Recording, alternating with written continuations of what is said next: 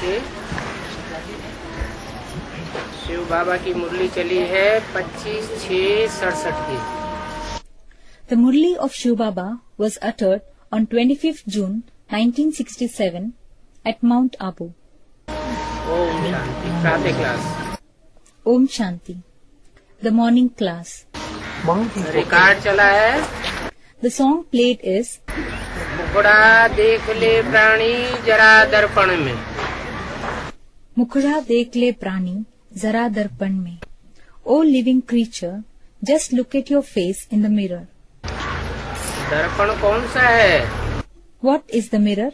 ज्ञान का भी दर्पण है, दिल का भी दर्पण कहा जाता है।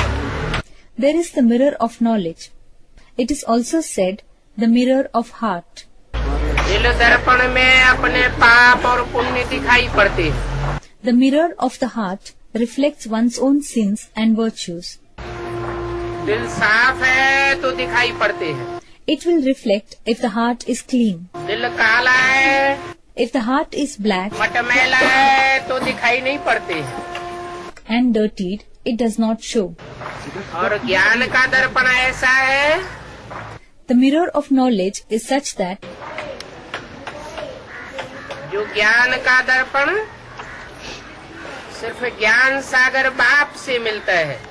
it is received only by the Father, the ocean of knowledge. ज्ञान सागर बाप The Father, the ocean of knowledge, दिल वाला बाप है। is the Dilwala Father, that is, the one who takes everyone's heart. एक एक की दिल लेने वाला है। He captures each and everyone's heart. देखते हैं किसके अंदर कितना दिल है। He checks how big heart everyone has inside. दिल वाला बाप परमपिता परमात्मा ही है। The Supreme Father, Supreme Soul himself is the Dilwala Father. वो ही एक एक की दिल लेने वाला है। He is the one who captures each and everyone's heart. इस सृष्टि पर आते हैं When he descends to this world, तो जो भी 500-700 करोड़ मनुष्य आत्माएं हैं, सबके दिल दर्पण में झांक के देखते हैं he peeps into the mirror of heart of all the 5 to 7 billion human souls that exist कि कौन कितना दिल वाला है, to see who has how big heart, कौन कितना मेरे लिए अर्पण करने वाला है, who will sacrifice how much to me, कहाँ तक तन अर्पण करता है, to what extent will he sacrifice the body, कहाँ तक मन अर्पण करता है, to what extent will he sacrifice the mind, कहाँ तक अपना धन अर्पण करता है, समय अर्पण करता है, संबंधियों की ताकत अर्पण करता है, संपर्कियों की ताकत अर्पण करता है। to what extent will he offer his wealth, his time, the power of his relatives, the power of his relationships. एक एक की दिल को झांक के देखते हैं। He peeps into everyone's heart and checks. इसलिए बोला, That is why it was said, हे प्राण रूपी आत्मा को धारण करने वाले प्राणी, तू अपने दिल दर्पण में पहले देख ले। O living creature who has life in the form of a soul, first of all, look at the mirror of your heart. कितने पाप किए हैं, कितने पुण्य किए हैं। How many sins have you committed and how many noble deeds have you done?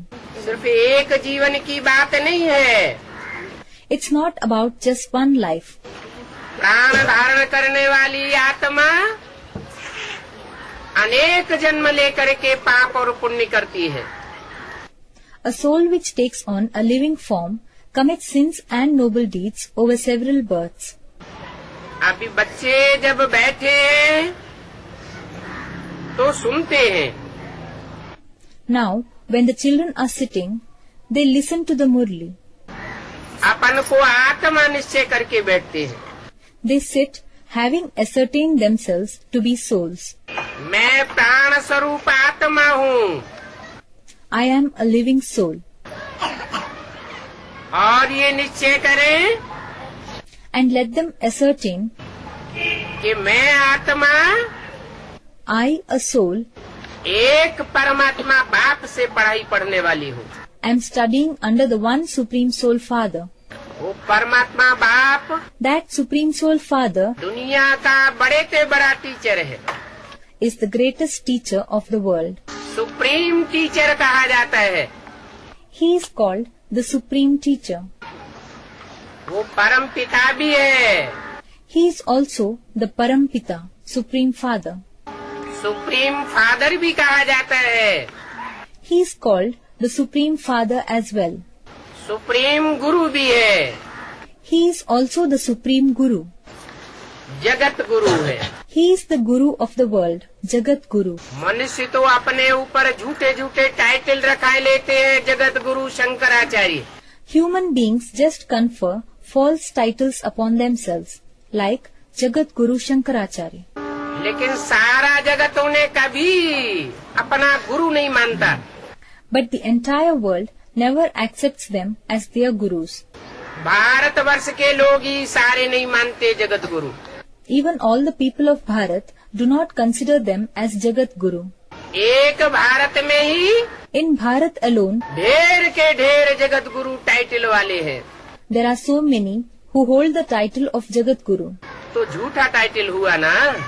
In that case, it is a false title, isn't it? लेकिन भगवान बाप जब इस सृष्टि पर आते हैं However, when Godfather descends to this world, तो सारी मनुष्य सृष्टि बाध्य हो जाती है the entire human creation is compelled उस भगवान बाप को अपना सुप्रीम टीचर और सुप्रीम गुरु मानने के लिए।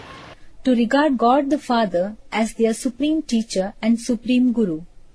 इसलिए उनको कहा जाता है Jagat Guru. That is why he is called Jagat Guru. Shri Shri 108 Jagat Guru ये भगवान का टाइटल है। Shri Shri 108 Jagat Guru is the title of God. कोई मनुष्य मात्र का टाइटल नहीं है। It is not the title of any human being.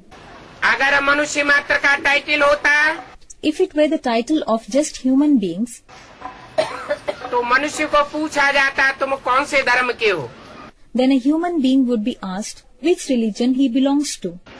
कोई कहेगा क्रिश्चियन धर्म के हैं, कोई कहेगा बौद्ध धर्म के हैं, Someone will say to the Christian religion. Someone will say to the Buddhist religion. कोई कहेगा हिंदू धर्म के हैं, कोई कहेगा मुस्लिम धर्म के हैं। Someone will say to the Hindu religion. Someone will say to the Muslim religion. अगर मुस्लिम धर्म के हो तो तुम्हारा धर्म पिता कौन है? If you belong to the Muslim religion, then who is your religious father? कब से मुस्लिम धर्म चला आया? From when did the Muslim religion begin? कहेंगे 1400 वर्ष पूर्व मोहम्मद आए, तब से मुस्लिम धर्म चला। They will say that Muhammad came 1400 years ago. From that time, the Muslim religion began.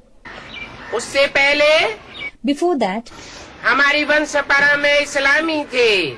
the Islamis were in our family succession. Ibrahim आए, उनसे इस्लाम धर्म चला। Abraham came and the Islam religion began from him. तो इस्लाम धर्म खंडों में फैला हुआ है। So, Islam religion is spread in the Islamic lands. अरब देश, मिस्र, अफ्रीका वगैरह वगैरह। Arabia, Egypt, Africa and so on. मुस्लिम धर्म मुस्लिम देशों में फैला हुआ है। The Muslim religion is spread in the Muslim states. Iran, Iraq, Afghanistan, तुर्किस्तान वगैरह वगैरह। Iran, Iraq, Afghanistan, Turkestan, etc. कोई ये नहीं कहेगा None of them will ever say कि हमारा धर्म पिता जगत का गुरु है। that their religious father is the Jagat Guru. उनकी सीमा ही अपने अपने धर्म खंडों तक है। They are limited only up to their respective religious lands, कोई भी धर्म का क्यों न हो, no matter to which religion they belong. लेकिन परम पिता परमात्मा But the Supreme Father, Supreme Soul, सारे जगत का प्रैक्टिकल में गुरु बन करके जाता है। becomes the Guru of the entire world in practical and then departs. उसका नाम है परमपिता परमात्मा Shiv. His name is Parampita Paramatma Shiv, the Supreme Father, Supreme Soul Shiv. Shiv नाम इसलिए है The name is Shiv because कि सारे संसार का कल्याण करता है। he is benevolent for the entire world. एक भी मनुष्य मात्र आत्मा ऐसी नहीं रहती Even a single human being doesn't exist जो ये स्वीकार न करे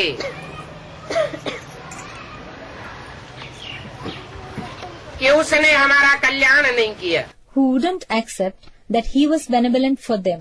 सब एहसास करके जाते हैं, All of them feel that and then depart. अनुभव करके जाते हैं। All of them depart having experienced इस दुनिया में that in this world जितना गॉड फादर हमारा कल्याणकारी है, परम पिता जितना कल्याणकारी है उतना कल्याण और कोई नहीं कर सकता। no one can be benevolent to the extent God the Father, the Supreme Father, is benevolent to them. कल्याण कैसे करते हैं? How does he grant benefits? निराकार रूप में करते हैं या साकार बन करके कल्याण करते हैं? Does he do it in the incorporeal form or does he provide for the well-being having become corporeal? Students, having become corporeal. निराकार तो इन आंखों से देखने ही नहीं आता है। The incorporeal one isn't visible to these eyes. पंडित आचार्यों ने कह दिया है, बिनु पग चले सुने बिनु काना। Scholars and learned teachers have said, "Binu pag chale, sune binu kana." बिना पाँव के चलता है, He walks without feet, बिना कान के सुनता है, बिना आँख के देखता है। listens without ears, sees without eyes. लेकिन उनसे कहा जाए कैसे, But if one asks them how, तो बता ही नहीं सकते। they can't say. लेकिन शास्त्रों में ही But just in the scriptural text itself, दूसरे मनुष्य गुरुओं ने जो गीता लिखी है उन्होंने लिख दिया है, प्रवेश तुम। the other human gurus who composed the Gita wrote, Praveshtum, मैं प्रवेश करने योग्य हूँ। I am capable of entering. Gita में ही भगवान के महावाक्य हैं। In the very Gita, there is the verse of God. जैसे भूत प्रेत प्रवेश करते हैं, Just as ghosts and spirits enter, ऐसे ही परमपिता परमात्मा भी प्रवेश तो करते हैं, लेकिन गतिमति न्यारी होती है। so does the Supreme Father, Supreme Soul. But the movements and intentions are different. भूतों की तरह आत्मा को पूरा कब्जे में करके प्रवेश नहीं करते। Unlike the ghosts, he doesn't enter having seized a soul completely. हावी होकर के प्रवेश नहीं करते। He doesn't enter having overpowered it. जैसे भूत प्रेत प्रवेश करते हैं, Like when evil spirits enter, तो जिसमें प्रवेश होता है वो अपनी सुध बुध भूल जाता है। the one in whom they enter forgets his consciousness and understanding. चेहरा मोहरा बदल जाता है, भाषा बदल जाती है, दृष्टि बदल जाती है। The facial appearance changes. The language changes. The vision changes. ऐसी प्रवेशता परमपिता परमात्मा की नहीं होती। Such an entrance doesn't occur in the case of the Supreme Father, Supreme Soul. वो दिव्य प्रवेश करता है। He enters in a divine way. जिसमें प्रवेश करता है उसको पता भी नहीं लगता कब आया और कब चला गया। The one whom he enters doesn't even know when he came, when he left. बाद में मालूम पड़ता है It is known later on. कि ऐसी भाषा तो मैं बोल ही नहीं सकता था, I could not have spoken in such a language at all. ऐसी दृष्टि तो मेरी किसी के प्रति हुई नहीं कभी, I had never perceived anyone in such a way. ऐसा वाइब्रेशन का मैंने अनुभव किया ही नहीं था। I had never experienced vibration of this kind. वो दिव्य प्रवेश करता है। He makes a divine incarnation. Divya प्रवेश The divine incarnation अर्थात कोई को पता ही नहीं चलता कब आया कब चला गया।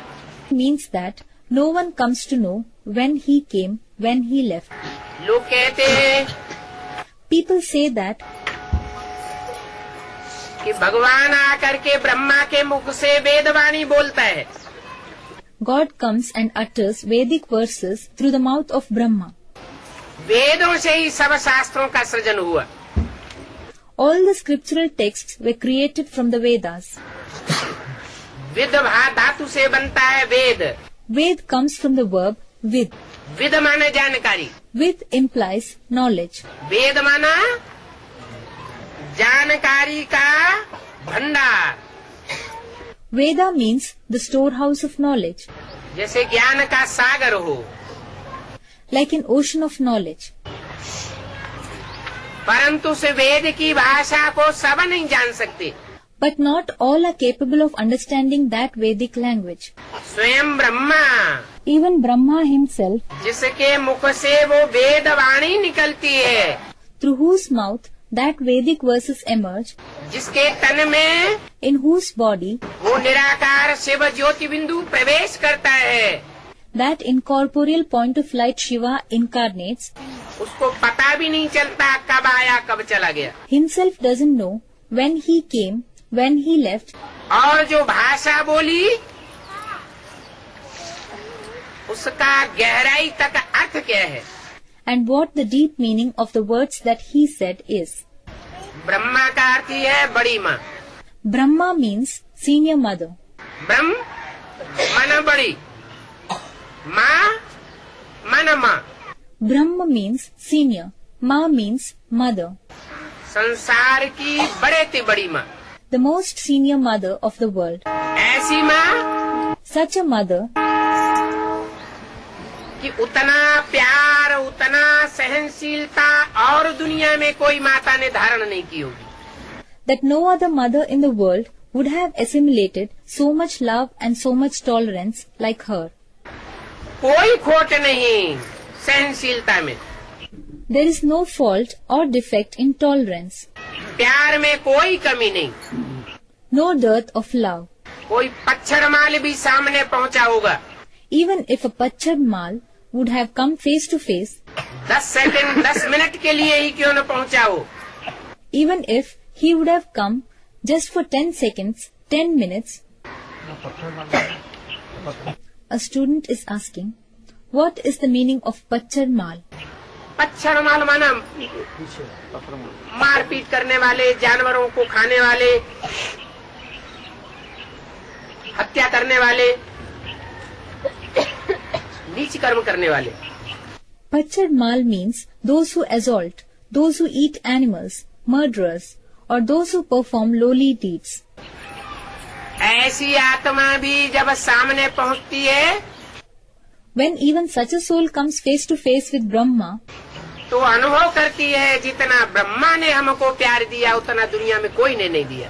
he experiences that no one in the world gave me so much love as Brahma did. आज ब्रह्मा कुमारी ईश्वरीय विश्वविद्यालय सारे विश्व के कोने कोने में फैला हुआ है। Now, the Brahma Kumari's World Spiritual University has spread to all corners of the world. Bharatvarsh के गांव-गांव में ब्रह्मा कुमारी ईश्वरीय विश्वविद्यालय फैला हुआ है। It has spread to almost every village of the region of Bharat. और उस विश्वविद्यालय में पढ़ाई पढ़ाने वाले जो वर्तमान टीचर्स हैं पुराने, And all the old teachers who teach in this university at present time, वो गारंटी है कि एक भी ये नहीं अनुभव बताते कि बाबा ने हमको तुर्स आंख से देखा। it is a guarantee that not even a single person talks about the experience that Baba looked at them with ill temper, दुर्वचन बोला, हमको धिक्कारा, or said a bad word or rejected them. तो ऐसे प्यार की ममतामयी मूर्ति वो निराकार परमपिता परमात्मा आकर के बनता है। The Supreme Father, Supreme Soul comes and becomes such an affectionate embodiment of love. किसके द्वारा बनता है? Through whom does he become? Brahma के द्वारा। Through Brahma. 3 देवताएं प्रसिद्ध हैं। 3 deities are famous. हैं तो 33 crore, In fact, there are 330 million deities. लेकिन 3 देवताओं में But amongst the 3 deities, Brahma, Vishnu और शंकर, ये त्रिदेव बहुत ही प्रसिद्ध है। the Tridev, Brahma, Vishnu and Shankar are very famous. क्योंकि इन 3 देवताओं के द्वारा वो निराकार इस सृष्टि पर आकर के अपना कार्य संपन्न कराता है। Because through these 3 deities, that incorporeal one comes to this world and accomplishes his mission. Brahma के द्वारा Through Brahma, नई ब्राह्मणों की सृष्टि उत्पन्न करता है। he establishes the new world of Brahmins. आज के पंडित विद्वान आचार्य जैसे कहते हैं, Just as scholars, learned people and spiritual teachers of the present day say कि ब्रह्मा के मुख से ब्राह्मण निकले, that the Brahmins emerge from the mouth of Brahma. तो कोई समझे So, some people might imagine कि ब्रह्मा के मुख में कोई ऐसी मशीनरी होगी that there might be some sort of machinery in Brahma's mouth जो ब्राह्मण बन बन करके निकलने लगे होंगे, from where the Brahmins were produced and they emerged one after another, कुम्हार के चाक के बर्तनों की तरह। just like the pots of a potter's wheel. ऐसी कोई बात नहीं। It is not so. Brahma के मुख से जो प्यार बरसा, The love which was showered through Brahma's mouth, दृष्टि से जो स्नेह बरसा the affection which was showered through the vision, और वाचा से जो प्यार भरी वाणी निकली, and the verses filled with love which emerged by speech, उस वाणी के बंधन में आकर के ढेर सारी आत्माएं अपने शूद्रत्व के स्वभाव को त्याग करके ब्राह्मण बन गई। lots of souls coming to the bondage of these verses renounced their nature of Shudra and became Brahmins. Brahma की औलाद को ब्राह्मण कहा जाता है। The progeny of Brahma are called Brahmins, जैसे शिव के फॉलोअर शैव, just as the followers of Shiv are called Shaiv, Vishnu के follower Vaishnav, and the followers of Vishnu are called Vaishnav.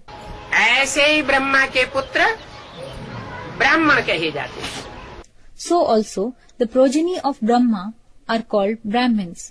Practical बातें हैं These are real aspects. जो ज्ञान को सुन करके अपने जीवन को पलट लेते हैं Those who listen to the knowledge and transform their own lives और दूसरों को ज्ञान सुना करके उनके जीवन को पलटाते हैं। and also transform the lives of others by imparting the knowledge. ब्राह्मणों का काम ही होता है ज्ञान सुनना और दूसरों को ज्ञान सुनाना। जीवन का दूसरा कोई लक्ष्य नहीं होता। It is the duty of Brahmins to listen to knowledge and also impart it to others. There is no other goal in their lives. ऐसे ब्राह्मणों की सृष्टि ब्रह्मा के द्वारा रची जाती है, A world of such Brahmins is created by Brahma. परंतु जो भी सृष्टि ब्रह्मा के द्वारा रची जाती है ब्राह्मणों की, वो सारे ही ब्राह्मण एक ही कैटेगरी के होंगे। But in the world of Brahmins that is created by Brahma, will all those Brahmins be of one category? या जैसे घर परिवार में माँ से बच्चे पैदा होते हैं तो अलग अलग कैटेगरी के होते हैं, Or are they of different categories just like the children in a family who are born from the mother? एक प्रकार के बच्चे नहीं हो सकते। The children cannot be of one type. नंबरवार ब्राह्मण बच्चों की पैदाइश होती है। Brahmin children are born number-wise.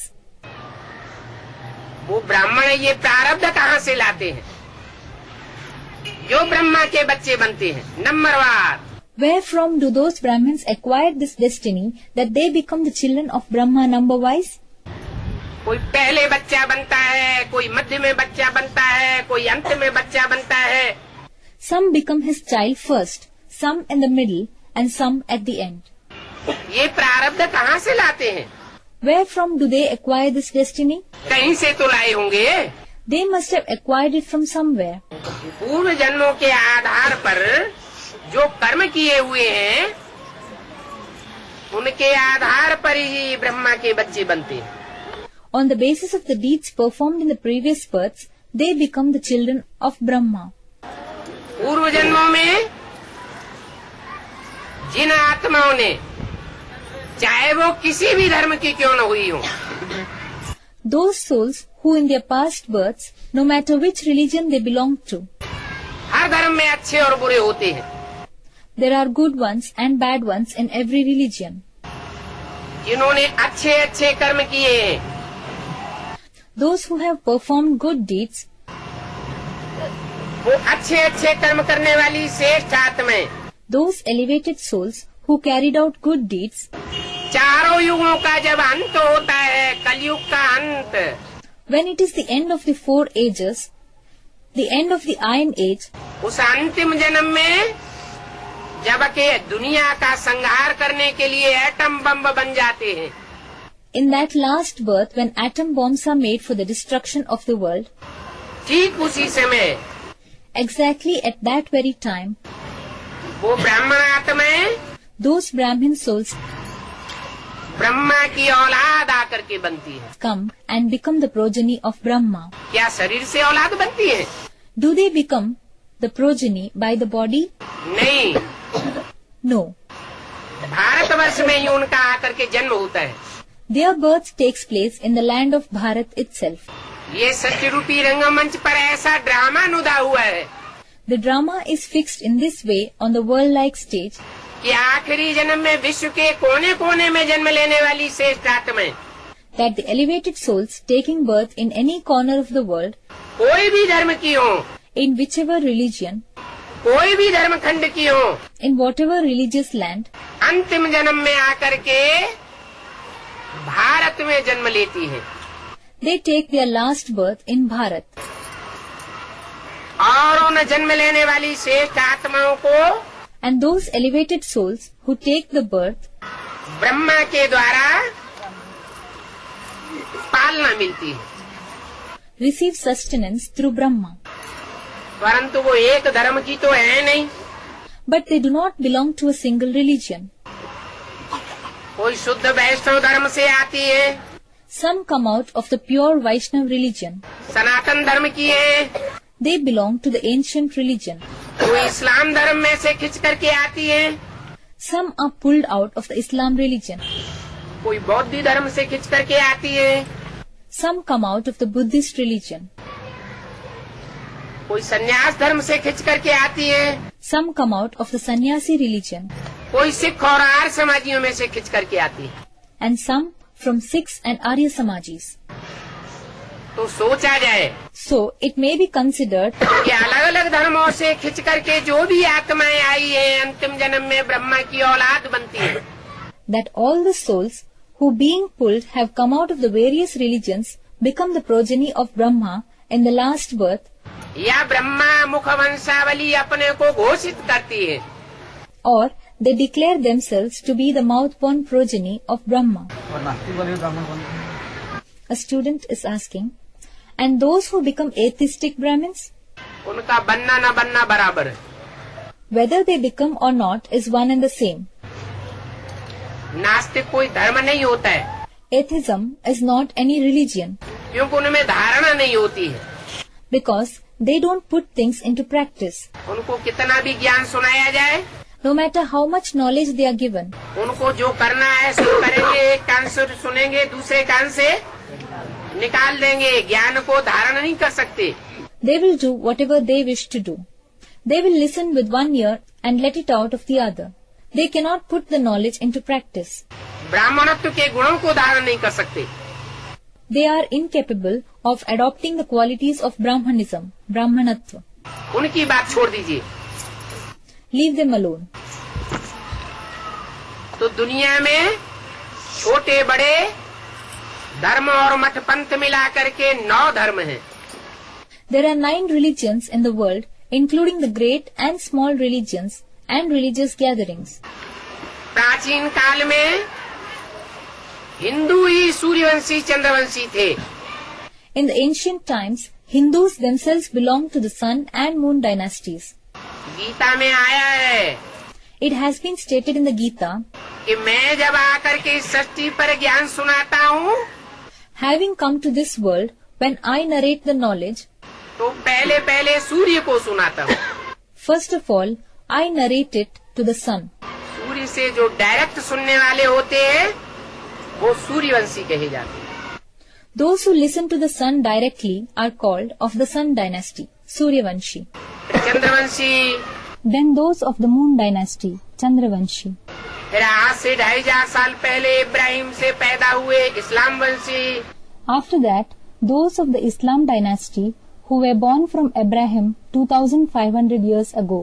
फिर बौद्धी वंशी, क्रिश्चियन वंशी, Next, those of the Buddhist dynasty, the Christian dynasty, संन्यास वंशी, मुस्लिम वंशी, the Sannyasi dynasty, the Muslim dynasty, Sikh Banshi, the Sikh dynasty, आर्य समाजी the Arya Samaji, और लास्ट में एटम बम बनाने वाले नास्तिक।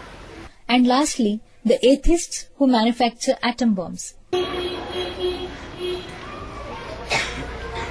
इन 10 से खिंच करके आई हुई आत्माएं The souls who on being pulled come from these 10 religions नंबरवार Brahma के ज्ञान को सुनती है listen to the knowledge of Brahma number wise और नंबरवार धारणा करती है।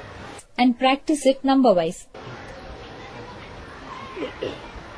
उन ब्राह्मणों के आधार पर ही आज जो हजारों वर्षों से भारतवर्ष में भक्ति मार्ग चला आ रहा है, The path of devotion, Bhakti Marg, that has prevailed over a couple of thousand years in Bharat with the support of those Brahmins, मनुष्य गुरुओं के द्वारा फैलाया हुआ, the one which has been spread by the human gurus, उसमें ब्राह्मणों की 9 कुरियां मानी जाती हैं। 9 categories of Brahmins are recognized in it. कहते हैं It is said that कि 9 ऋषि हुए थे, there were 9 sages. उन ऋषियों से ये सृष्टि उत्पन्न हुई। This world originated from those sages. 9 प्रकार के ब्राह्मण बने। The 9 types of Brahmins were created. वास्तव में In reality, कलयुग के अंत में at the end of the Iron Age, Brahma के तन में परमात्मा शिव जब प्रवेश करते हैं when the Supreme Soul Shiv enters the body of Brahma, तो ये 9 धर्म की खिंची हुई आत्माओं में से जो 9 श्रेष्ठ निकलते हैं, the 9 elevated ones who emerge from among the souls pulled from these 9 religions, वो 9 ऋषियों से ये सारी सृष्टि तैयार होती है। this entire world begins from those 9 sages. जिनको भक्ति मार्ग में 9 कुरी का ब्राह्मण कहा जाता है। In the path of religious devotion, these are known as the Brahmins of the 9 categories. अभी ये सृष्टि तैयार हो रही है। Now this world is getting ready. उन तैयार होने वालों में Among those who are being prepared, श्रेष्ठ वो हैं the best ones are those जो डायरेक्ट सूर्य की औलाद है। who are the direct children of the sun.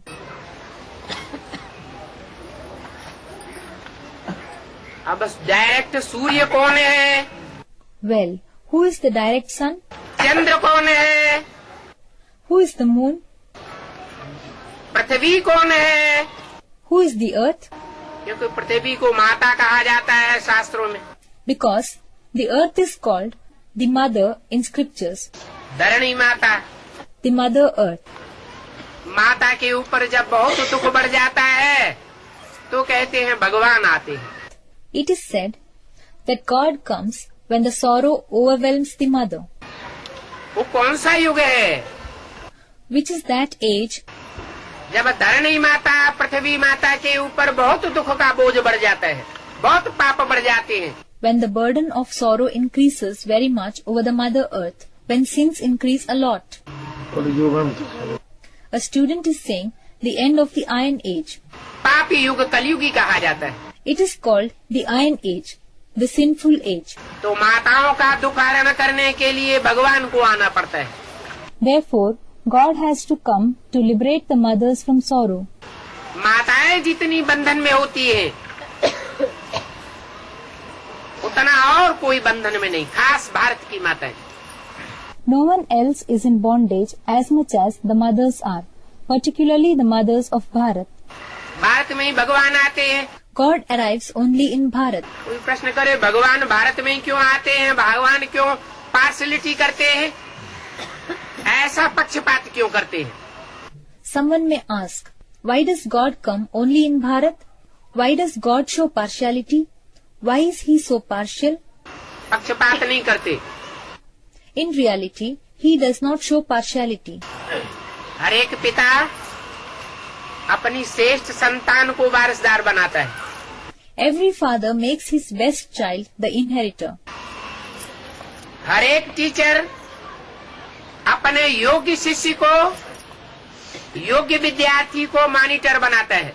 Every teacher makes his capable disciple, capable student the monitor. और हर एक गुरु अपने अच्छे से अच्छे शिष्य को अपनी गद्दी सौंपता है। And every guru entrusts his seat to his best disciple. ऐसे ही भगवान भी जब इस सृष्टि पर आता है Similarly, when God arrives on this world, तो जो श्रेष्ठ आत्माएं हैं उनका चयन करता है नवग्रहों के रूप में। he selects the best souls in the form of the 9 planets. वो तो आसमान के जड़ ग्रह हैं। They are the non-living planets in the sky.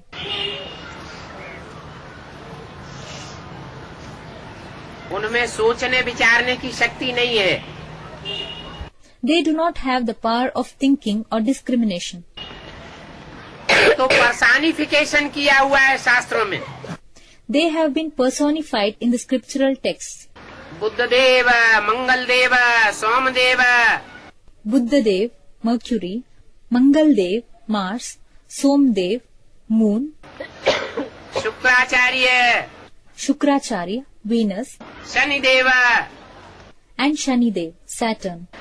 वो पर्सानिफिकेशन मनुष्य की जड़ बुद्धि ने जड़ ग्रहों के ऊपर समझ लिया। The dumb, non-living intellect of the human beings attributed that personification to the non-living planets. वास्तव में मनुष्य जाति में ही वो 9 श्रेष्ठ आत्माएं हैं जिनको भगवान पहचानता है। In reality, those 9 elevated souls whom God recognizes are in the human species itself. उनको चुनता है, He selects them. पढ़ाई पढ़ाता है, पालना देता है, He gives them the teaching. He gives them sustenance. सृष्टि का नियंता बनने के लिए आगे बढ़ाता है।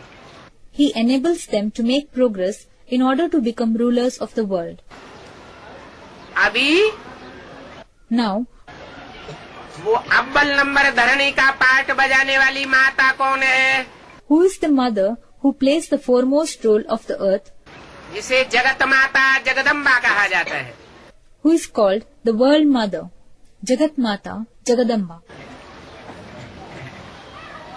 सारी धरणी में श्रेष्ठ देश कौन सा है? Which is the most elevated country on the earth? Students, Bharat. जिसे भारत माता कहा जाता है। She is the one who is called the mother of Bharat. Bharat माता भी मनुष्य सृष्टि में मौजूद है। The mother of Bharat is also present in the human world. कहते हैं भारत माता की जय हो। People say, Bharat Mata ki jai ho. Let it be the victory of the mother of Bharat. तो क्या जड़ जमीन की जय हो? So does it mean that there should be the victory of the lifeless land? जड़ जमीन की बात नहीं है। It is not the matter of the lifeless land. सूर्य देव कहते हैं, They say, the sun deity. सूर्य के चारों ओर नवग्रह चक्कर लगाते हैं। The 9 planets revolve around the sun. चक्कर काटते हैं। They revolve. सारी दुनिया भगवान के आसपास चक्कर काटती है। The entire universe goes around God. मनुष्यों की ये अवधारणा थी। People had this concept. शास्त्रों में लिखा हुआ है कि चंद्रमा पर देवताएं निवास करते हैं। It is written in scriptures that deities reside on the moon, चंद्रमा में अमृत है। that nectar is available on the moon. मनुष्यों ने भी 69 में चंद्रमा पर पहुंचने की कोशिश की और पहुंच गए। People tried to reach the moon in the year 69 and they reached it. लेकिन जल चंद्रमा तक पहुंचे But did they reach the non-living moon या चैतन्य चंद्र देव तक पहुंचे? or did they reach the living moon deity? जड़ चंद्रमा तक पहुंचे तो क्या मिला? They reached the non-living moon. So what did they get? कुछ मिला Was something secured या वेस्टेज ऑफ टाइम मनी और एनर्जी हुआ? or was it a mere wastage of time, money and energy? क्योंकि मनुष्यों की पढ़ाई पढ़ी, For the reason that they studied knowledge imparted by human beings, उसके आधार पर वेस्टेज ऑफ टाइम मनी और एनर्जी किया, मिला कुछ नहीं। they wasted their time, money and energy on the basis of that. They did not attain anything. अभी भगवान जो पढ़ाई पढ़ाते हैं उस पढ़ाई के आधार पर Now, on the basis of the teaching given by God, वो ज्ञान चंद्रमा चंद्रदेव को कोई पहचान सकता है। anyone can recognize that moon of knowledge, the moon deity. भारतीय परंपरा में कहा जाता है It is said in the Indian tradition, Krishna Chandra Krishna the moon, Krishna Chandra. कितनी कला संपूर्ण थे? In how many celestial degrees was he complete? 16 कला संपूर्ण। Complete in 16 celestial degrees. वो जड़ चंद्रमा में भी स्थूल रोशनी आती है 16 दिन। Even that non-living moon also gives the physical light for 16 days. 15-16 दिन घटता है, 15-16 दिन बढ़ता है। It decreases during 15 to 16 days and it increases during 15 to 16 days. उसके मानिंद कृष्ण की आत्मा है। The soul of Krishna is similar to it. ऐसे ही In the same way, Suryavanshi विशेष आत्मा भारत में कौन सी मानी जाती है? which soul is regarded as the special soul of the Sun dynasty in Bharat? एक आत्मा का नाम चाहिए। The name of one soul is required. Students, Ram. Ram को कहते हैं Suryavanshi. Ram is said to be of the Sun dynasty, मर्यादा पुरुषोत्तम, a follower of the highest code of conduct. परंतु उनको 14 कलाओं में डाल दिया है। But he has been thrown down to only 14 celestial degrees. अरे सूर्यवंशी राम है Are, if Ram belongs to the Sun dynasty, तो सूर्य कौन हुआ? then who was the Sun? कोई तो हुआ होगा। Someone must have been the Sun. वो सूर्य की हिस्ट्री किसी को पता नहीं है, Nobody knows the history of the Sun. क्योंकि राम को 14 कला त्रेता में डाला हुआ है। It is because Ram has been thrown down to the silver age of 14 celestial degrees. किसी को पता ही नहीं है No one knows कि राम सृष्टि के आदि में थे, that Ram was present at the beginning of the world, सतयुग के आदि में। at the beginning of the golden age. 16 कला संपूर्ण से भी ऊंची स्टेज थी उनकी। His stage was higher than even the full 16 celestial degrees. कलातीत थे, He was beyond any celestial degree. इसलिए शास्त्रों में गाया हुआ है That is why there are songs of praise in scriptures. कलातीत Kalyan कल्पांतकारी। Kalatit Kalyan Kalpantkari. सारी सृष्टि का कल्याण करने वाला है।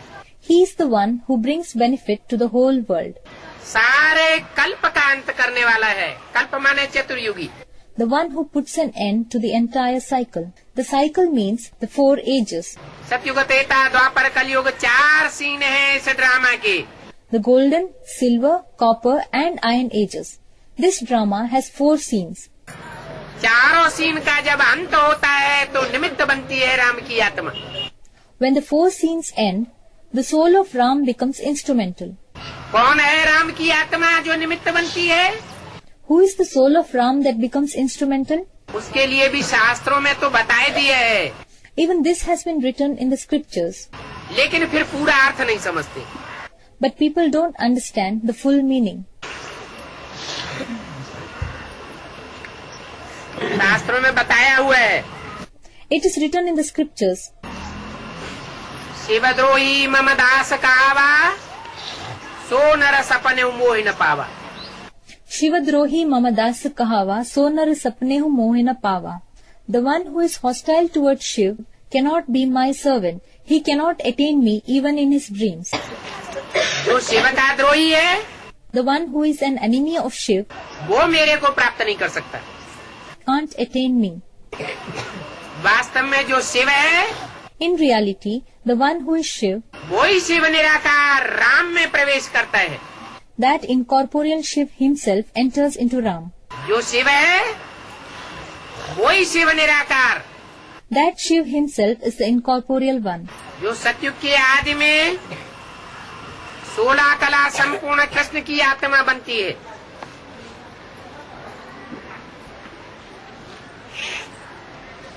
नारायण के रूप में राज्य करती है. The one who at the beginning of the golden age becomes the soul of Krishna, complete in 16 celestial degrees, rules in the form of Narayan at the beginning of the golden age. गायन हे Krishna Narayan Vasudev. There is the praise. Hey Krishna Narayan Vasudev. वो 16 कला संपूर्ण बनने वाली कृष्ण की आत्मा Narayan, That Narayan, the very soul of Krishna, who becomes complete in 16 celestial degrees, जो सतयुग के आदि में होती है, वो ही 84 के चक्र में आते आते अंतिम जन्म में आकर के कलाहीन हो जाती है. who exists in the golden age, comes into the cycle of 84 births, and in the last birth, he becomes devoid of degrees. और उस कलाहीन में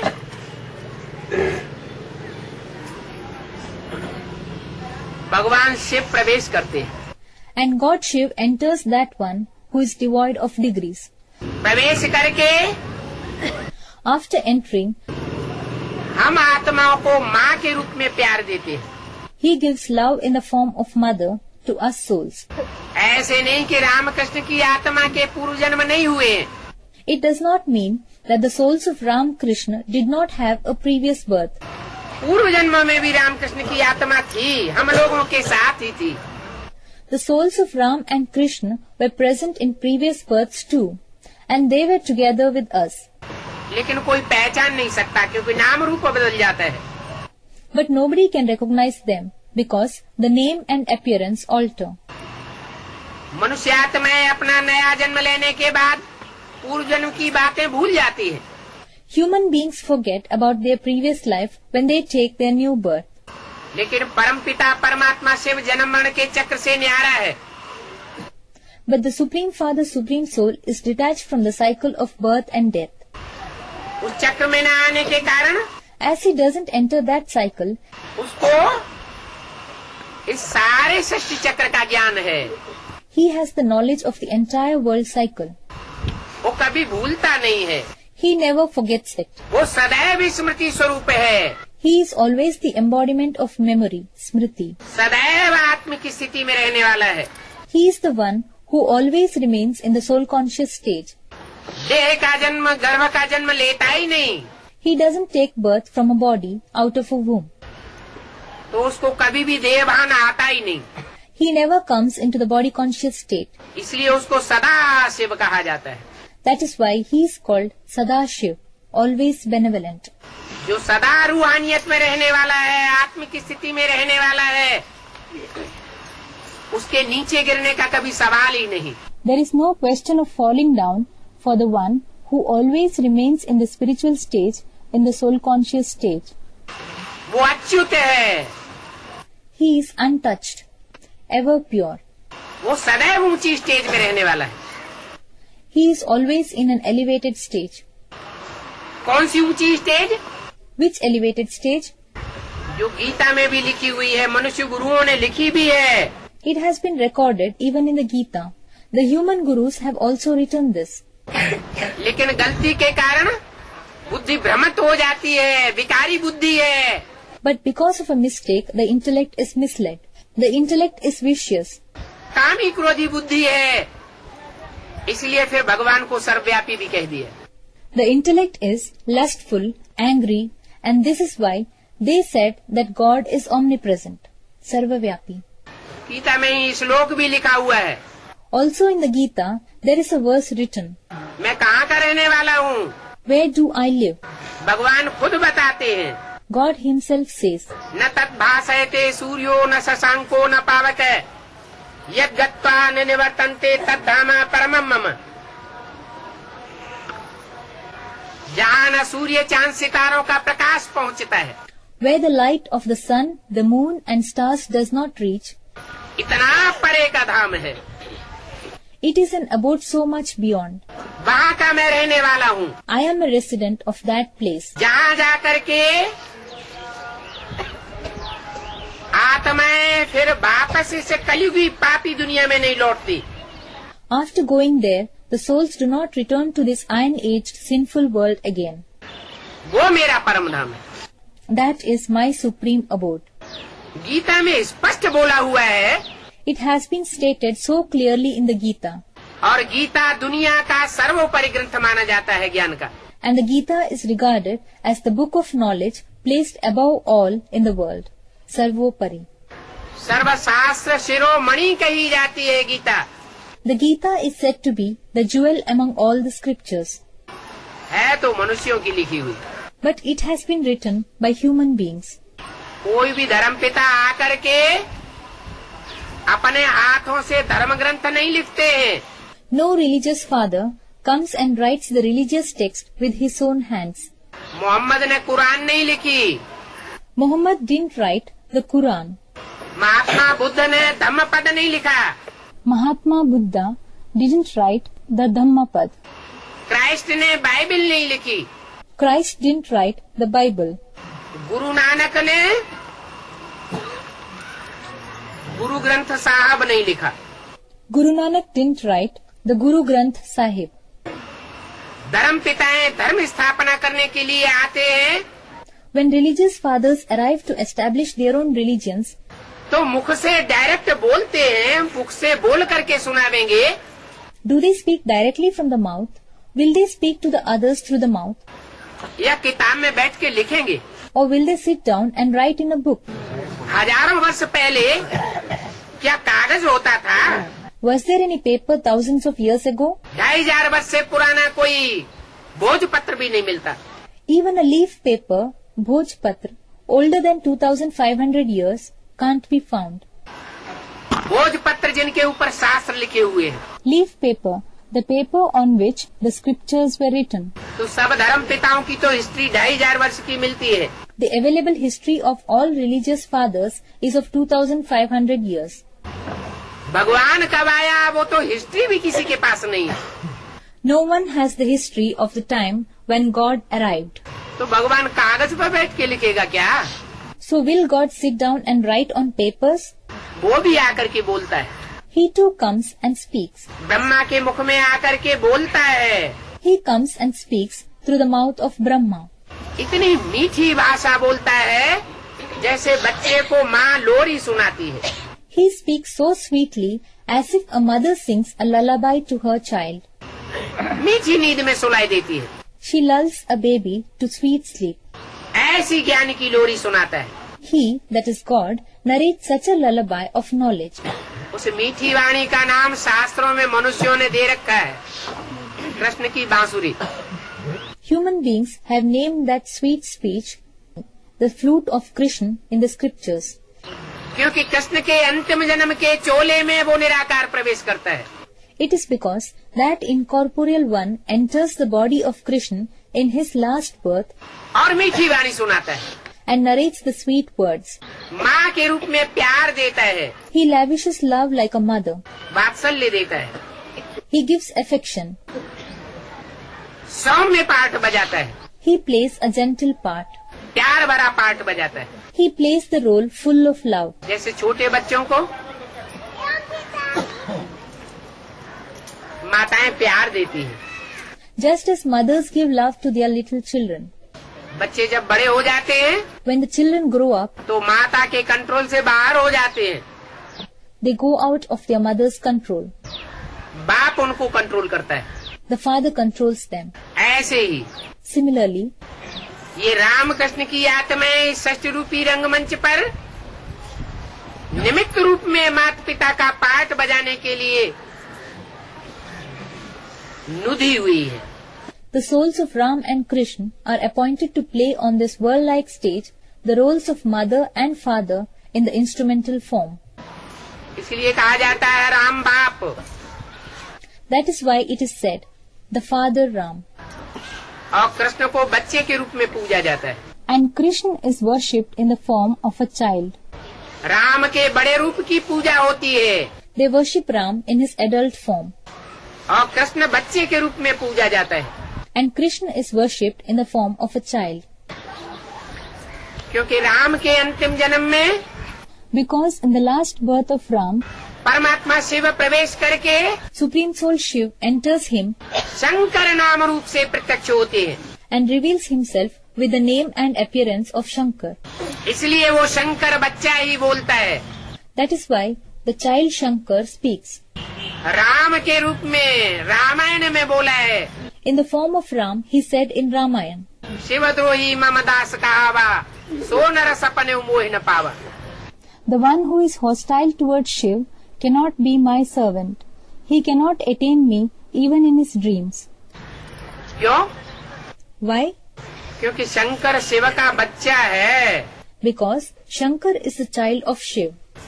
लोग समझते हैं शिव शंकर एक ही है। People think that Shiv and Shankar are one.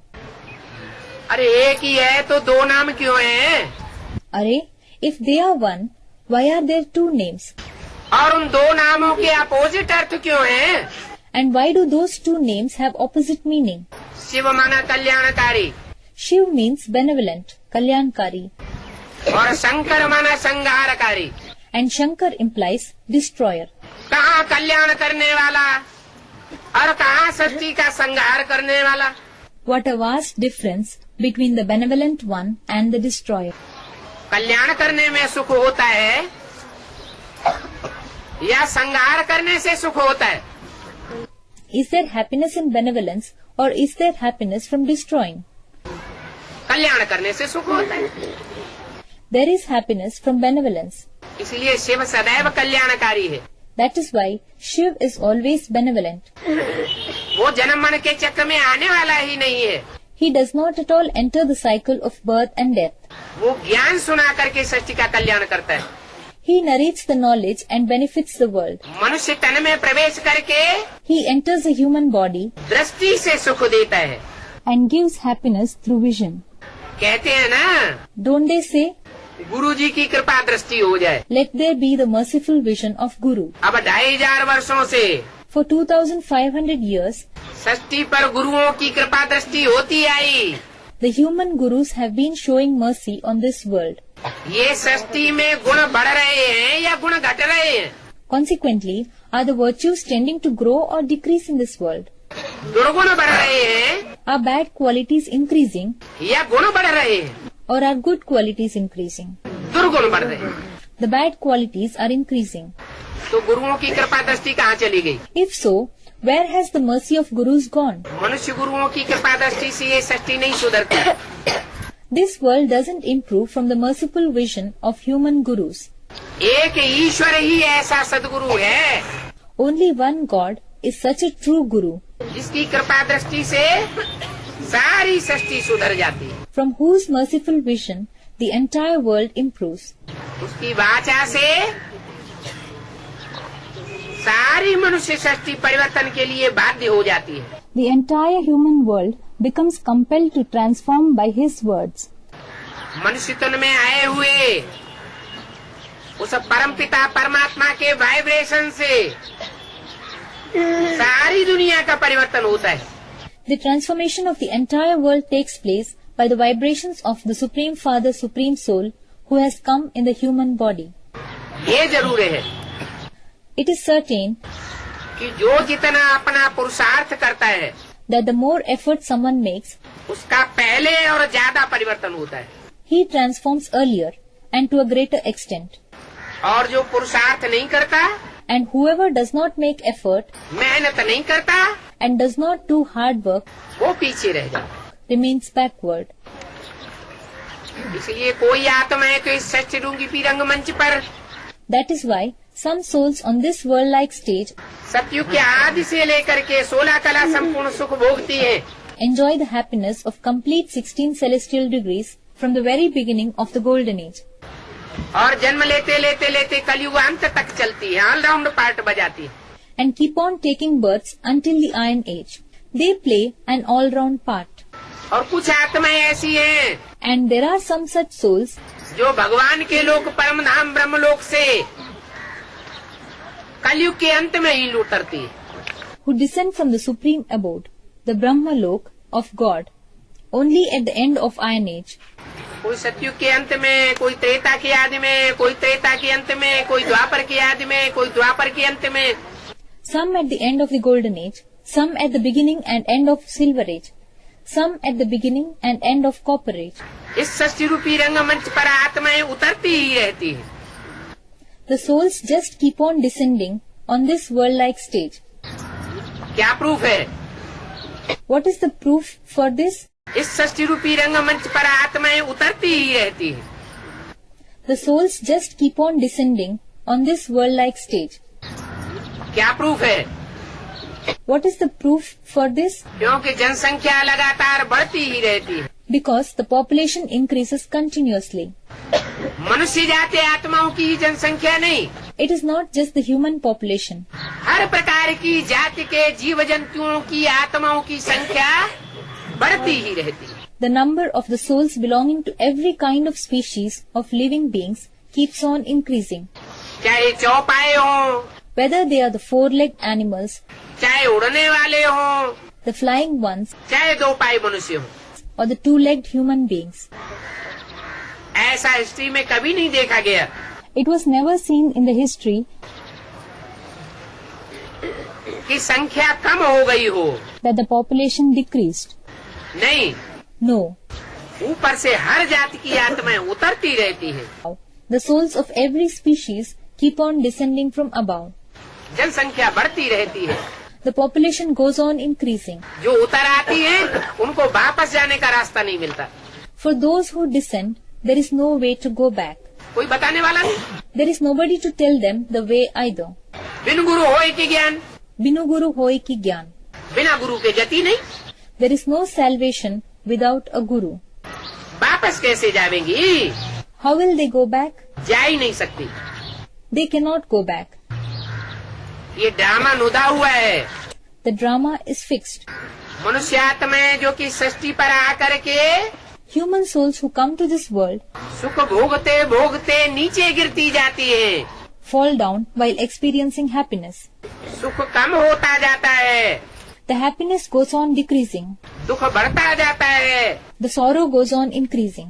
रौरव नरक जब ये दुनिया बन जाती है, पुराना मकान हो जाता है, When this world becomes a dreadful hell, when the house becomes old, सृष्टि पुरानी हो जाती है, when the world becomes old, तो ये सृष्टि का मालिक बाप the master of this world, the father, परम पिता परमात्मा शिव इस सृष्टि पर फिर आता है the supreme father, supreme soul Shiv, again comes to this world. और प्राणी मात्र के बीच, आत्माओं के बीच में जो श्रेष्ठ जाति की आत्माएं मनुष्य जाति है, उसका उद्धार करता है। And he uplifts the souls of the human species, who are the elevated species of souls among all the souls, among all the living creatures. ये बिंदु बिंदु आत्माएं हैं मनुष्यों की, They are the point-like human souls. मनुष्यों की नहीं, जीव जंतु पशु पक्षी सब की बिंदु रूप आत्मा। Not just of human beings, but souls of all living creatures, animals, birds are in the form of point. इसलिए गीता में कहा गया है, For this reason, it was said in the Gita, आत्मा का स्वरूप बताया गया है। the form of a soul has been explained.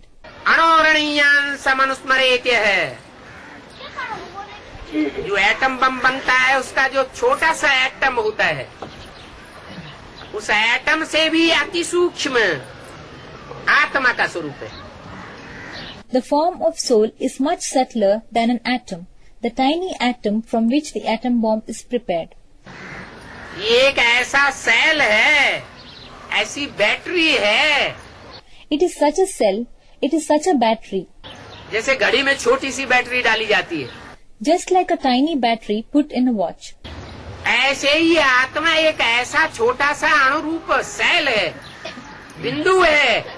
In the same way, a soul is such a tiny atom-like cell, a point, जो सारे शरीर रूपी यंत्र को संचालन करता है। which manages the entire body-like machine. इस ज्योति बिंदु आत्मा की रोशनी इन आँखों से निकलती है। The light of this luminous point emanates from these eyes. जब तक शरीर रूपी यंत्र में वो आत्मा विराजमान है, As long as that soul occupies its seat in the body-like machine, आँखों में रोशनी दिखाई पड़ती है। the shine can be seen in the eyes. आत्मा निकल जाती है तो आँखें बटन जैसी हो जाती है। When the soul departs, the eyes become like buttons.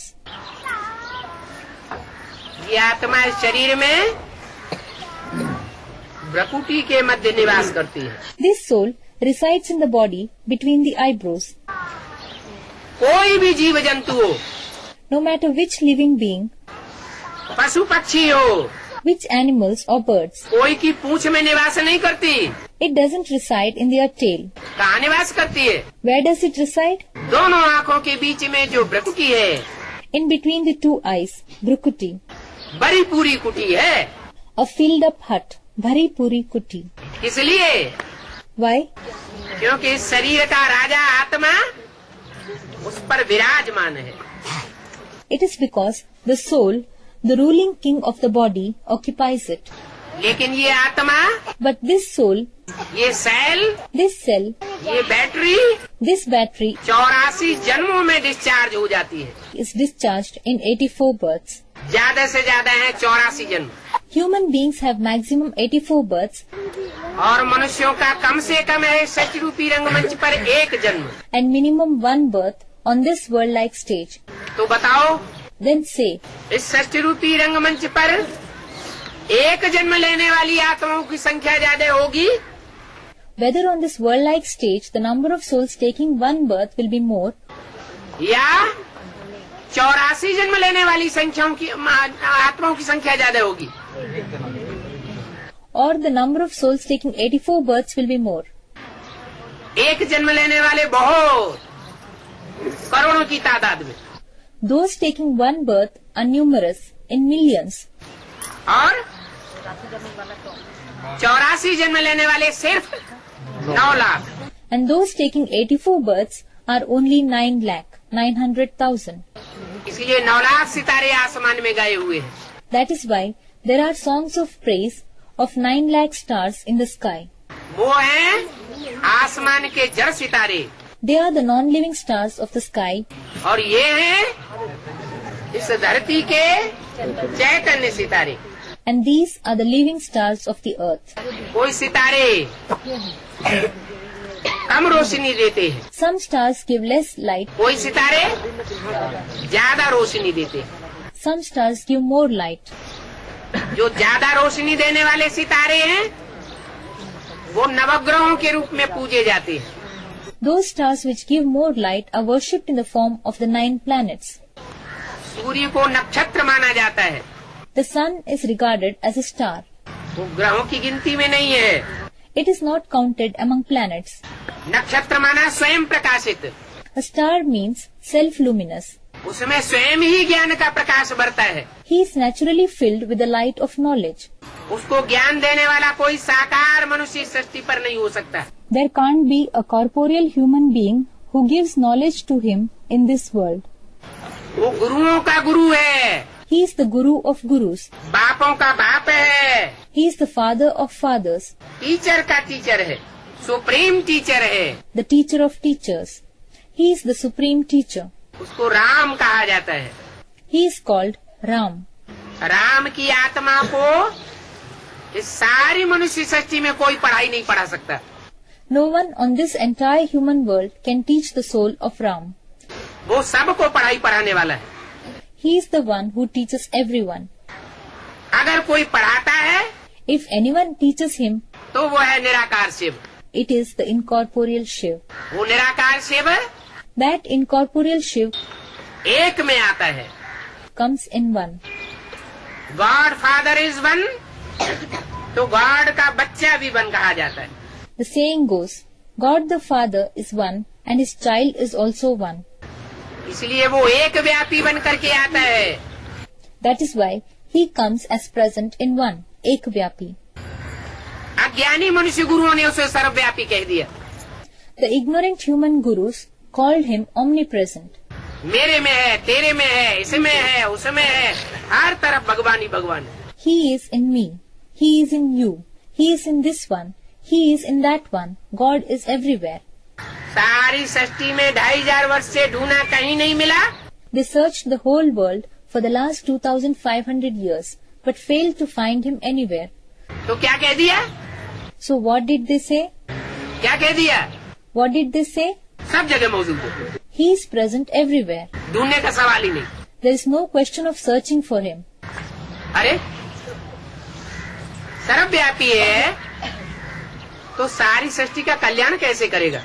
If he is omnipresent, then how will he benefit the whole world? एक व्यापी बन करके सारी सृष्टि का कल्याण कर सकता है Can he benefit the entire world if he becomes present in one? या सर्वव्यापी बन करके कल्याण कर सकता है? Or can he benefit if he becomes omnipresent? वेदों की ऋचाओं में भी लिख दिया है, It was written even in verses of the Vedas. क्योंकि जिस समय वेद बनाए गए थे उस समय सात्विक बुद्धि थी मनुष्यों की। It is because when the Vedas were created, human beings had pure intellect.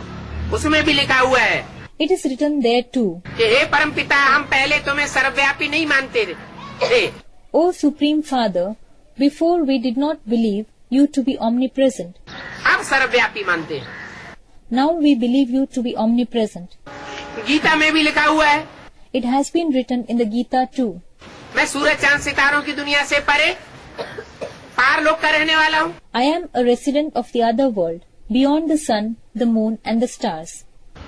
तो भी सर्वव्यापी कह दिया। Yet they said omnipresent. अरे शास्त्र तो अनेक मनुष्य गुरुओं के द्वारा लिखे हुए हैं। Array, the scriptures were written by many human gurus. तुंडे तुंडे मतिर भिन्ना, Different heads, different opinions. एक की बात न मिले दूसरे से। The words of one person does not match that of the other. एक ही गीता की सैकड़ों टीकाएं कर दी, They made hundreds of commentaries to only one Gita. सैकड़ों व्याख्याएं कर दी, They made hundreds of interpretations. एक व्याख्या न मिले दूसरी व्याख्या से। One interpretation doesn't match another. Madhvacharya की गीता कहती है आत्माएं अनेक हैं, The Gita of Madhvacharya, a Hindu saint, says there are various souls. Shankaracharya की गीता कहती है एको ब्रह्म द्वितीयो नास्ति। The Gita of Shankaracharya, the one who started the sannyasi cult, says Eko Brahma Dvitiyo Nasti. आत्माएं अनेक नहीं है, एक ही ब्रह्म है। The souls are not separate. There is only one Brahma. वही अनेक रूपों में भासता है, He appears in various forms, जैसे पानी के बुदबुदे हैं सागर में, just like drops of water in an ocean. वो सागर में मिल जाते हैं, एक ही सागर है। They mingle in the ocean. The ocean is just one. अब क्या सच्चा क्या झूठा कौन बताएगा? Who will tell them what is true and what is false? भगवान ही आकर के बताता है। God himself comes and says, बच्चे, मैं सर्वव्यापी नहीं हूँ। O children, I am not omnipresent. जब सृष्टि का अंतकाल होता है When it is the final time of this world, तो मैं आकर के अपना परिचय देता हूँ, I arrive and introduce myself. और जब सब मनुष्य आत्माओं को मेरा परिचय मिल जाता है And when all the human beings receive my introduction, तो सब मेरी याद में लीन हो जाते हैं, all of them become immersed in my remembrance. Lovleen हो जाते हैं। They become absorbed in love. बाकी मेरे में व्यापक नहीं है। Apart from this, He, that is God, is not present in me. तेरे में व्यापक नहीं है, He is not present in you. वो तो एक व्यापी होकर के आता है। He in fact comes as present in one. तब तो एक को पहचानेंगे। Only then we will recognize the one. अगर भगवान सर्वव्यापी होके आए तो भगवान को पहचानेंगे कैसे? If God came as omnipresent, then how will we recognize God? पहचान सकेंगे? Can we identify him? ढेर सारे भगवान हो गए, Then there will be many gods. कैसे पहचाने? How would we recognize him? इसलिए भगवान कहते हैं That is why God says, कि मुझे ज्ञानी तू आत्मा विशेष प्रिय है। knowledgeable souls are especially dear to me. क्या? What? भक्त आत्माएं प्रिय नहीं है। The souls of devotees are not dear. भक्त अंधश्रद्धा में आकर के आज एक को गुरु मानेंगे, कल दूसरे को मानेंगे, परसों तीसरे को मानेंगे। Devotees enter into blind faith, and one day they will consider one to be the guru, the next day they will consider another one. The day next to that they will consider someone else. जो ज्ञानी होगा वो ज्ञान के आधार पर, बुद्धि के आधार पर विश्लेषण करेगा, ये राइट, ये रंग बात। The one who is knowledgeable will analyze on the basis of knowledge, on the basis of the intellect. This is right and that is wrong. और उस पर पक्का हो जाएगा, मजबूत हो जाएगा, हिलेगा नहीं। And he will become determined in this. He will become strong. He will not shake. अब समय आ गया है, Now the time has come. सारी सृष्टि को भगवान को पहचानना पड़ेगा। The entire world will have to recognize God.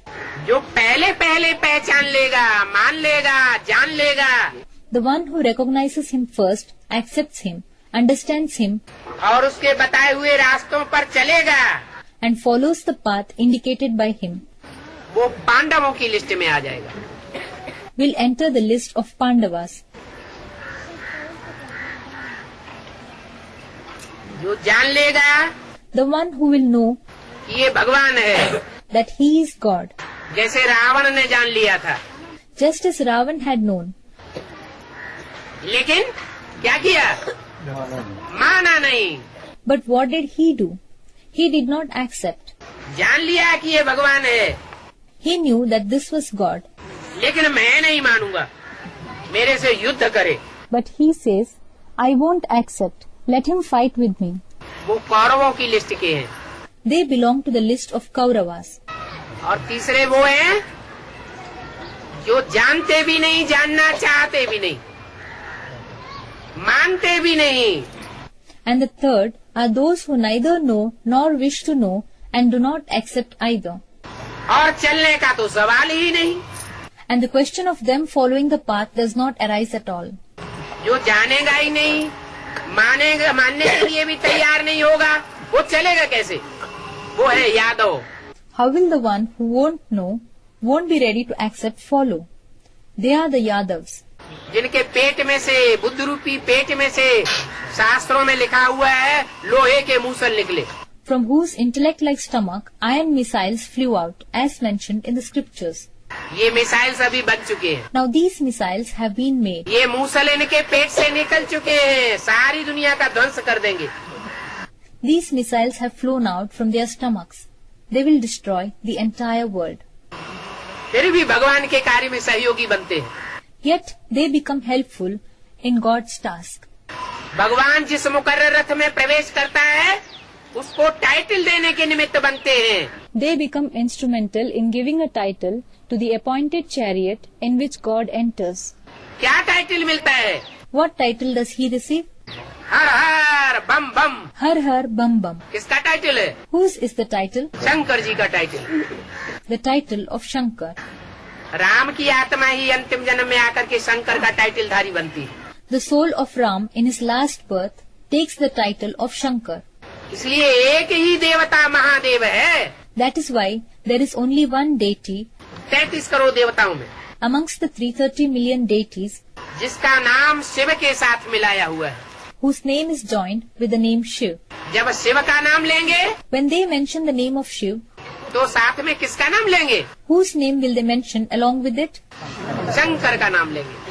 Students, Shankar. They will mention the name of Shankar. Shiv का नाम विष्णु के साथ नहीं मिलावेंगे। They will not join the name of Shiv with Vishnu. Shiv का नाम ब्रह्मा के साथ नहीं मिलावेंगे। They will not join the name of Shiv with Brahma. Shiv का नाम जगदम्बा के साथ नहीं मिलावेंगे। They will not join the name of Shiv with Jagadamba. Shiv का नाम कोई देवता के साथ नहीं मिलावेंगे। They will not join the name of Shiv with that of any other deities. बाप समान बनने वाला इस मनुष्य सृष्टि पर एक ही आत्मा रूपी बच्चा है। In this human world, there is only one soul-like child who becomes equal to the father. कौन? Who is it? Shankar. Shankar. इसलिए शिव का नाम शंकर के साथ जोड़ा जाता है। That is why the name of Shiv is joined with Shankar. परंतु गलती से मनुष्य गुरुओं ने ऐसा भ्रम फैला दिया कि शिव शंकर एक ही है। But mistakenly, the human gurus have spread such an illusion that Shiv Shankar is one. अरे Arey, अगर शंकर एक ही है, शिव एक ही है, तो शंकर किसकी याद में बैठा हुआ है? if Shankar and Shiv are one and the same, in whose remembrance is Shankar sitting? किसकी तपस्या कर रहा है? Whom does he meditate upon? कोई की तो याद कर रहा है। खड़े हुए बैठे हैं। किसकी याद में बैठे हैं? कोई है ना, वो शिव की याद में बैठे हैं।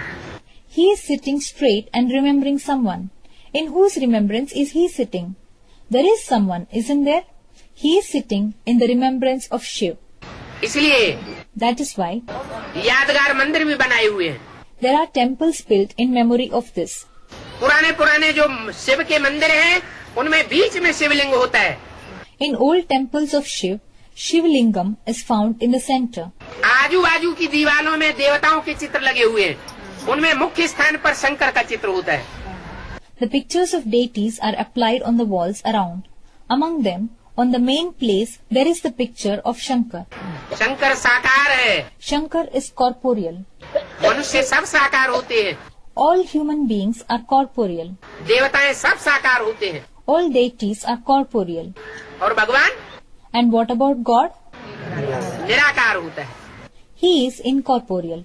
वो निराकार बाप शिव जब इस मुकर्रर रथ में प्रवेश करता है, When that incorporeal Father Shiv enters this appointed chariot, तो याद की तीव्रता के आधार पर on the basis of the intensity of remembrance, वो शंकर बच्चा भी निराकार हो जाता है। that child Shankar becomes incorporeal as well. कोई भी धर्म पिता का चित्र देख लो, Look at the picture of any religious father. जो भी धर्म स्थापन करने वाले पिताएं हैं, The fathers who establish any of the religions. Shiv तो है ऊंचे से ऊंच सनातन धर्म की स्थापना करने वाला, ऊंचे से ऊंचे धर्म पिता। Shiv is in fact the one who establishes the highest on high ancient religion, Sanatan Dharma. He is the highest on high religious father. लेकिन और जो नंबरवार धर्म है और धर्म पिताएं हैं, वो भी निराकारी स्टेज वाले हैं। But the other religions and the other religious fathers number-wise are also in the incorporeal stage. Mahatma Buddha का चित्र देखो, Look at the picture of Mahatma Buddha. चेहरा और दृष्टि को देखने से ही पता लगता है कि ये आत्मा इस दुनिया में नहीं है बुद्धि से। You know just from seeing the face and the vision that this soul is not present in this world by the intellect. वो पराम है। He is beyond this world. Christ का चित्र देखो, See the picture of Christ. ध्यान से देखो कभी, Sometime see with attention. निराकारी स्टेज स्पष्ट दिखाई पड़ेगी। The incorporeal stage will be evident. Guru Nanak का चेहरा देखो, See the face of Guru Nanak. वो निराकारी stage That incorporeal stage of his उस निराकार परम ब्रह्म परमेश्वर को याद करने से उनकी बनी है। originates from remembering the Supreme Father. लेकिन उन धर्म पिताओं ने ज्ञान नहीं लिया। But those religious fathers did not take knowledge. भगवान का ज्ञान एक कान से सुना और दूसरे कान से निकाल दिया, सिर्फ इतना ज्ञान लिया। They listened to the knowledge of God through one ear and let it out of the other. They took only this much knowledge. कि मैं आत्मा ज्योति बिंदु और वो परम पिता परमात्मा ज्योति बिंदु, बस याद में बैठ गए। I am a soul, a point of light, and that Supreme Father, Supreme Soul is a point of light. That's it. They sat in the remembrance. सृष्टि के आदि मध्य अंत का ज्ञान ही नहीं लिया, They didn't take the knowledge of the beginning, the middle, and the end of the world. तो आज से लेकर के अंत तक पाठ कैसे बजावेंगे? So how will they play the role from the beginning till the end? 84 के चक्र में नहीं आते। They do not come in the cycle of 84 births. द्वापर युग से इस सृष्टि पर आते हैं, They come to this world in the copper age, जब इस सृष्टि पर द्वैतवाद फैल जाता है। when duality spreads in this world. Om Shanti.